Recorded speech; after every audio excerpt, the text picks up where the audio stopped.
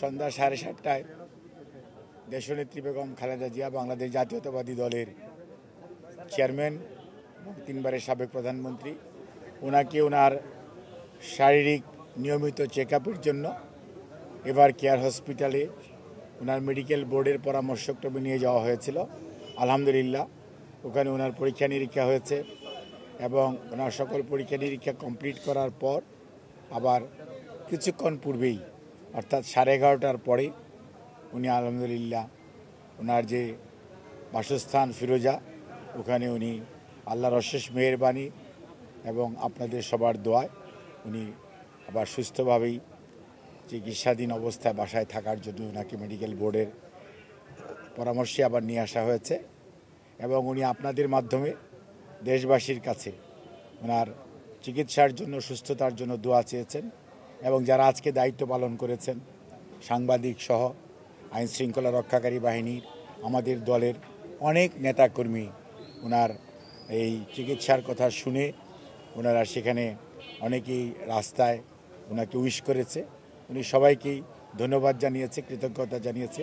আমাদের দলের ভারপ্রাপ্ত চেয়ারম্যান জনাব তারেক রহমান সাহেব উনি শুধু লন্ডন থেকে ওনার সহধর্মিণী ডাক্তার জুবাইদা রহমান এবং ওনার ছোট ছেলের সহধর্মিণী এবং শামেলা রহমান ওনারা সবাই ওনার চিকিৎসার ব্যাপারে খুব উদ্গ্রীব ছিলেন।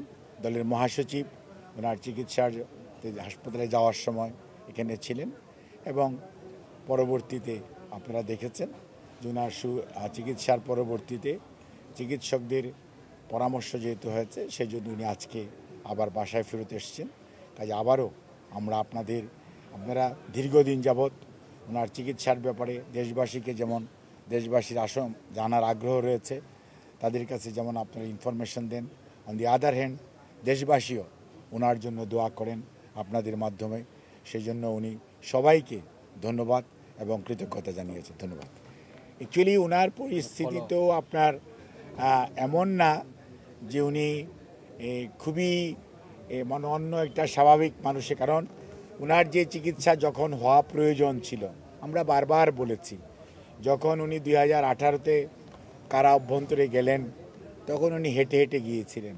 2020-এর 25শে মার্চ উনি যখন মেডিকেল বিশ্ববিদ্যালয় থেকে ওনাকে শর্ত সাপেক্ষে গৃহবন্দী অবস্থায় ফেরত দেওয়া হলো তখন উনি হুইল চেয়ার বাউন্ড হলেন। আজকে উনি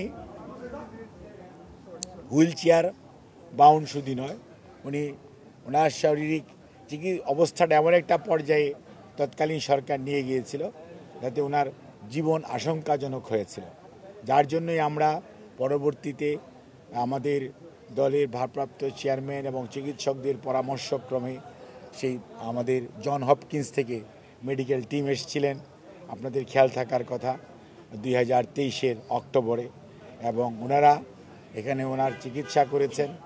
তার পরবর্তীতে আমরা ওনার চিকিৎসার জন্য লন্ডনও নিয়ে গিয়েছিলাম, কিন্তু যেহেতু এখানে একটা বিরাট সময় উনি অলমোস্ট যথাযথ চিকিৎসা পান নাই, সেই জন্যই যে চিকিৎসাটা ওনার প্রয়োজন সেটি করা সম্ভব হয় নাই। সেই জন্য ওনাকে প্রায়শই এভার কেয়ার হসপিটালে ফলো আপের জন্য যেতে হয় জাস্ট সুস্থ থাকার জন্য, এবং সেই জন্যই উনি মাঝে মাঝেই হসপিটালে যেতে হয়।